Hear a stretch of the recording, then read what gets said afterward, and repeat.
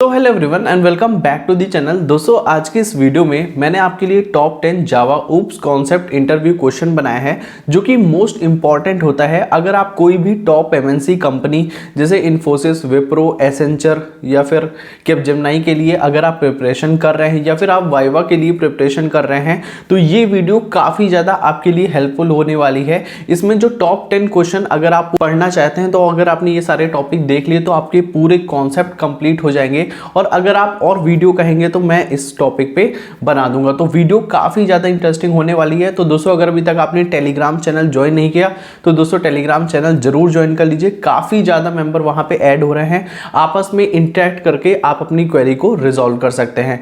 तो अगर चैनल पर रहे हैं तो चैनल को सब्सक्राइब भी जरूर कर दीजिए। तो चलिए वीडियो को स्टार्ट करते हैं। दोस्तों यहाँ पे मैं आपको top 10 Java oops interview question बताने वाला हूँ और इससे पहले दोस्तों मैंने टॉप 10 जावा क्वेश्चन बना चुका हूँ और टॉप 10 डेटा स्ट्रक्चर के जो मोस्ट इंपॉर्टेंट क्वेश्चन है विप्रो, कैपजेमिनी और इन्फोसिस के पॉइंट ऑफ व्यू से, तो मैंने वो वीडियो अगर आपने नहीं देखा तो मैं लिंक डिस्क्रिप्शन में दे दूंगा, आप जाके देख सकते हैं। और मेक श्योर कि आपने टेलीग्राम चैनल जरूर ज्वाइन कर लीजिए क्योंकि काफ़ी ज़्यादा मेंबर यहाँ पे ऐड हो रहे हैं और आपस में इंटरेक्ट करके अपनी क्वेरी को रिजॉल्व कर सकते हैं। तो चलिए वीडियो को स्टार्ट करते हैं। तो दोस्तों यहाँ पे जो पहला क्वेश्चन है जो इंटरव्यूअर आपसे पूछ सकता है ऊप्स कॉन्सेप्ट पे कि what is oops and basic concept of oops. अब आपको इसको किस तरीके से आंसर करना है, तो सबसे पहले OOPs stand for representing the. OOPs का मतलब होता है ऑब्जेक्ट ओरिएंटेड प्रोग्रामिंग सिस्टम और programs are treated as a collection of object in OOPs. ठीक है, जो प्रोग्राम होते हैं वो as a collection of object होते हैं। तो अभी मैं आपको क्लास एंड ऑब्जेक्ट के बारे में बताऊंगा, आप डिफिनीशन ऐसे याद कर सकते हैं।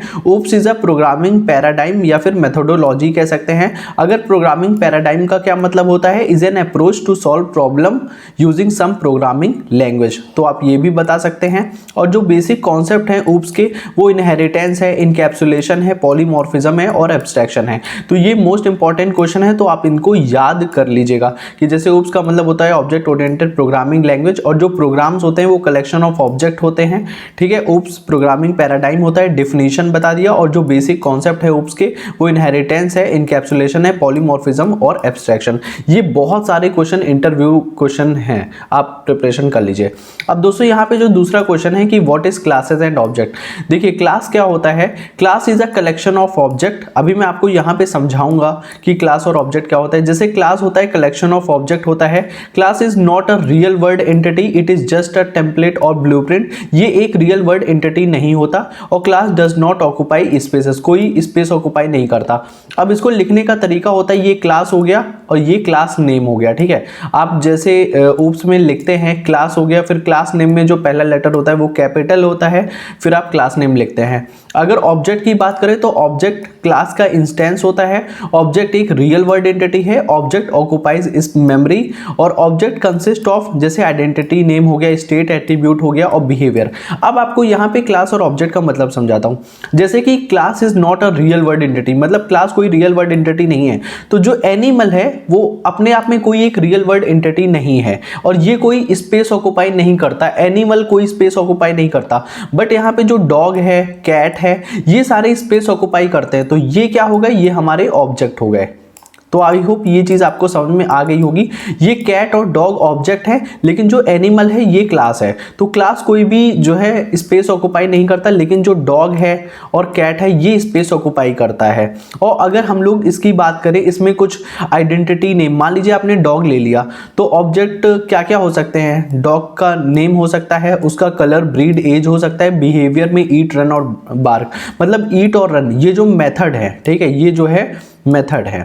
और ये जो कैट और डॉग है ये हमारे ऑब्जेक्ट है और ये जो एनिमल है ये हमारा क्लास है। तो आई होप ये चीज़ आपको समझ आ गई होगी इन दोनों में डिफरेंस कि क्लासेस क्या होते हैं जो स्पेस ऑक्युपाई नहीं करते, ऑब्जेक्ट स्पेस ऑक्युपाई करता है। ऑब्जेक्ट क्लास का इंस्टेंस होता है, ऑब्जेक्ट मेमोरी ऑक्युपाई करता है क्योंकि डॉग और कैट मेमोरी ऑक्युपाई कर सकते हैं, लेकिन एनिमल अपने आप में कोई मेमोरी ऑक्युपाई नहीं करता। तो ये चीज़ आई होप आपको क्लियर हो गई, ये भी चीज़ आपको याद कर लेना है, मोस्ट इंपॉर्टेंट क्वेश्चन है। अब दोस्तों यहाँ पे इनहेरिटेंस की बात करते हैं। इनहेरिटेंस बहुत ही मोस्ट इंपॉर्टेंट कॉन्सेप्ट होता है। It is inheriting the properties of parent class into child class. तो जो भी पेरेंट क्लास की प्रॉपर्टीज होती है वो चाइल्ड क्लास के अंदर चली जाती है, उसी को इनहेरिटेंस कहते हैं। अगर इनहेरिटेंस को अचीव करना है तो आप एक्सटेंड कीवर्ड का आप यूज कर सकते हैं, जिससे इनहेरिटेंस अचीव हो जाएगा। तो the child class will inherit all the public public and protected properties and method from the parent class. ठीक है, तो पेरेंट क्लास से क्या क्या चीजें आप इनहेरिट कर सकते हैं चाइल्ड क्लास में, वो पब्लिक एंड प्रोटेक्टेड प्रॉपर्टीज जितने भी होंगे। तो पब्लिक एंड प्रोटेक्टेड ये जो है एक्सेस मॉडिफायर होते हैं। जैसे कि मान लीजिए क्लास एनिमल मैंने बनाया और क्लास डॉग है, ये एक्सटेंड कर रहा है एनिमल को। डॉग है, ये सारी जो है प्रॉपर्टीज एनिमल की डॉग के अंदर चली आएगी। तो यही होता है इनहेरिटेंस। आई होप ये चीज आपको क्लियर हो गई होगी। अब फोर्थ क्वेश्चन की बात करते हैं, टाइप ऑफ इनहेरिटेंस। तो ये इनहेरिटेंस का एक टाइप्स ऑफ इनहेरिटेंस है जो कि इंपॉर्टेंट है, जैसे single inheritance, multiple inheritance, multi level inheritance, hierarchical inheritance और हाइब्रिड इनहेरिटेंस। अगर सिंगल इनहेरिटेंस की बात करेंगे तो बेस क्लास, ये जो बेस क्लास होती है अगर आप देखेंगे ये हमारी जो है पेरेंट क्लास होती है, और जो डिराइव्ड होती है ये हमारी चाइल्ड क्लास होती है। ठीक है, तो दोस्तों यहाँ पे ये जो डिराइव्ड क्लास है ये हमारी जो है चाइल्ड क्लास है, और ये जो बेस क्लास है ये हमारा पेरेंट क्लास है। ठीक है, तो आई होप ये चीज आपको क्लियर हो गई होगी। तो सिंगल इनहेरिटेंस में क्या है, एक चाइल्ड है और एक पेरेंट है, तो पेरेंट की सारी प्रॉपर्टी जो है चाइल्ड के अंदर आ रही है।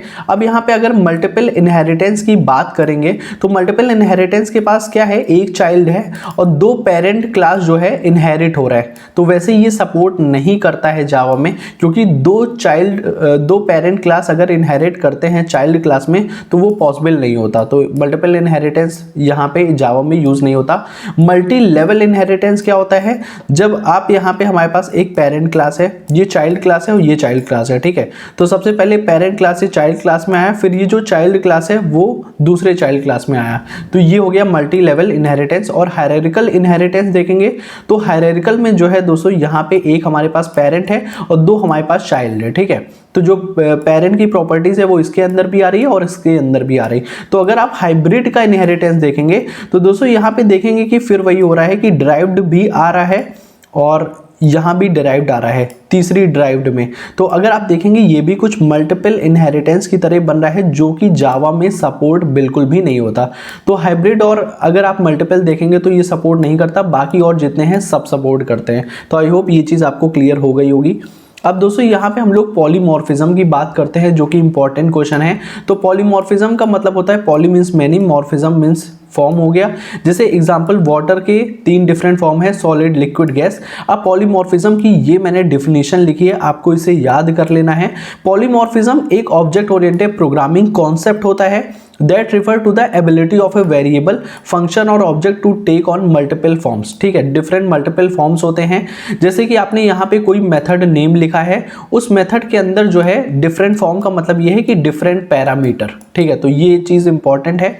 In a programming language exhibiting polymorphism, class object belonging to the same hierarchical tree inherited from a common parent class में have functional with the same name. जो नेम है वो यहाँ पे सेम होना चाहिए बट विद डिफरेंट बिहेवियर। तो आप ये भी बता सकते हैं same name with different behaviour. तो मेथड नेम यहाँ पे सेम होना चाहिए और यहाँ पे ये जो पैरामीटर है वो डिफरेंट हो सकता है। और यहाँ पे 2 टाइप के पॉलीमॉर्फिज्म होते हैं, एक कंपाइल टाइम पॉलीमॉर्फिज्म होता है, एक रन टाइम पॉलीमॉर्फिज्म होता है। तो आपको एज इट इज अगर पॉलीमॉर्फिज्म की डिफिनेशन पूछता है तो आपको एज इट इज यहाँ पे याद कर लेना है। दोस्तों यहाँ पे हम लोग 6th क्वेश्चन देखते हैं, difference between method overriding and method overloading, जो कि मोस्ट इंपॉर्टेंट पार्ट होता है इंटरव्यू का। और ओवरलोडिंग का मतलब ये होता है कि जब 2 या 2 से अधिक method have the same name same होता है but they should have different parameter और signature is known as method overloading. तो मेथड ओवरलोडिंग बेसिकली एक क्लास के अंदर ही होता है और मेथड ओवरराइडिंग डिफरेंट क्लास में होता है, जो कि एक्सटेंड कीवर्ड का हम लोग यूज करते हैं। Child class inherit method with the same parameter which are present in the base class is known as overriding. ये यहाँ पे देखिए लिखा है सॉल्व्ड ड्यूरिंग कंपाइल टाइम और यहाँ पे लिखा है सॉल्व्ड ड्यूरिंग रन टाइम। ठीक है, तो ये हो गया। और ओवरलोडिंग की बात करें तो एक ही क्लास में होता है। ठीक है, और यहाँ पे ओवरराइडिंग में जो है 2 डिफरेंट अलग अलग क्लास होती है, एक चाइल्ड क्लास होती है और दूसरा जो है हमारे पास बेस क्लास होता है जिसे हम पेरेंट क्लास भी बोलते हैं। तो इन दोनों के बीच में होता है ओवरराइडिंग कॉन्सेप्ट। और यहाँ पे सॉल्व्ड ड्यूरिंग कंपाइल टाइम और सॉल्व्ड ड्यूरिंग रन टाइम। तो आई होप ये चीज़ भी आपको क्लियर हो गई होगी। अब 7th क्वेश्चन की बात करें कि इनकैप्सुलेशन क्या होता है। तो in Java is a mechanism of wrapping the data and code acting on the data together as a single unit. आपको एज इट इज याद कर लेना है। अगर अचीविंग इनकैप्सुलेशन को अचीव करना है तो जो वेरिएबल होंगे क्लास के उसे आप प्राइवेट बना दीजिए और provide getter and setter method to modify and view the variable values. ठीक है, हम प्रोवाइड करेंगे गेटर और सेटर मेथड, जिससे हम वेरिएबल की वैल्यूज को देख सकते हैं और मॉडिफाई कर सकते हैं। तो in encapsulation the variable of a class should be hidden from other classes and can be accessed only through the method of their current class, this is known as data hiding. तो encapsulation को हम लोग data hiding भी कहते हैं, ठीक है। तो आई होप ये चीज़ आपको क्लियर हो गई होगी, आपको एज इट इज ये सारी चीज़ें याद कर लेना है, ठीक है।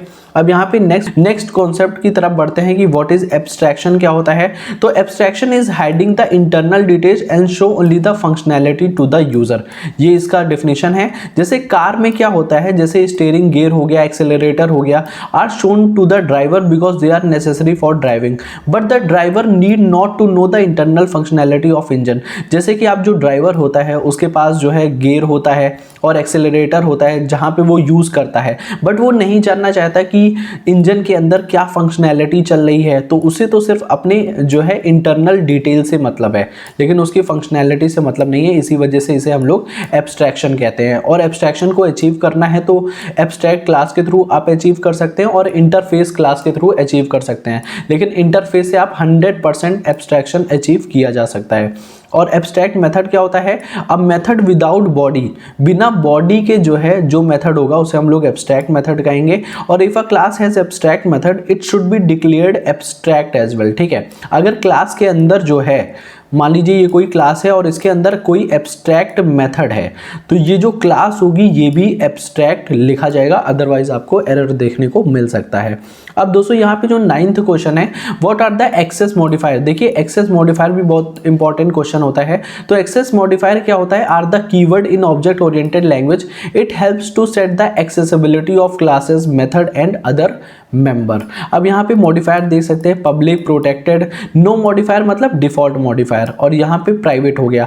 प्राइवेट सिर्फ क्लास के अंदर ही एक्सेसिबल होता है और डिफॉल्ट जो है क्लास और पैकेज के अंदर एक्सेसिबल होता है। और अगर आप प्रोटेक्टेड देखेंगे तो क्लासेस, पैकेज और सब क्लास के अंदर एक्सेसिबल होता है, और पब्लिक तो हर जगह एक्सेसिबल होता है, ठीक है। तो आई होप ये चीज़ आपको क्लियर हो गई होगी, आपको इसे भी याद कर लेना है जो कि मोस्ट इंपॉर्टेंट कॉन्सेप्ट होता है।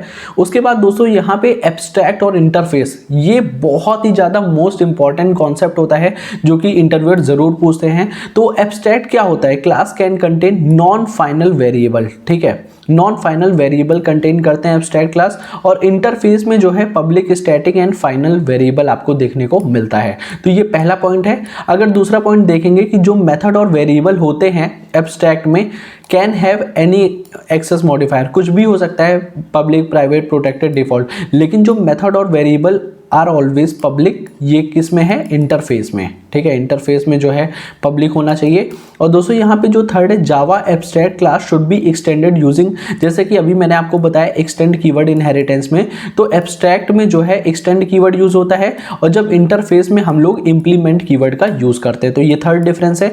फोर्थ डिफरेंस ये है कि abstract class can have instance method that implement a default behaviour. तो दोस्तों इसका सिंपल सा मतलब ये है कि एब्स्ट्रैक्ट क्लास के अंदर जो है एब्स्ट्रैक्ट मेथड और नॉन एब्स्ट्रैक्ट मेथड हो सकता है, लेकिन method of Java interface are implicitly abstract and can not have implementation. मतलब ये है इंटरफेस का मतलब कि इंटरफेस के अंदर सिर्फ एब्स्ट्रैक्ट मेथड होगा, नॉन एब्स्ट्रैक्ट मेथड नहीं हो सकता, इसका मतलब ये है। और अगर सेम देखेंगे कि both can contain abstract method, दोनों ही एब्स्ट्रैक्ट मेथड कंटेन करते हैं, can not create object of abstract and interface class, ठीक है। तो इसका जो है आप ऑब्जेक्ट क्रिएट नहीं कर सकते, ना एब्स्ट्रैक्ट का और ना इंटरफेस का। तो सेम अगर आपसे पूछा गया कि क्या सेम है दोनों में, तो आप बता सकते हैं, और अगर डिफरेंस पूछा गया तो आप यहाँ पे 4 पॉइंट एग्जाम्पल दे करके समझा सकते हैं। तो दोस्तों यहाँ पे जो है जितने भी टॉप 10 क्वेश्चन थे वो मैंने कवर कर लिए हैं, और आई होप आपको समझ में आ गया होगा। तो अगर अभी तक आपने टेलीग्राम चैनल ज्वाइन नहीं किया तो दोस्तों टेलीग्राम चैनल जरूर ज्वाइन कर लीजिए, और वीडियो पसंद आए तो लाइक जरूर करिएगा, और चैनल पे नए हैं दोस्तों यहाँ पे सब्सक्राइब जरूर करिएगा। तो दोस्तों मिलते हैं नेक्स्ट वीडियो में, तब तक के लिए बाय बाय।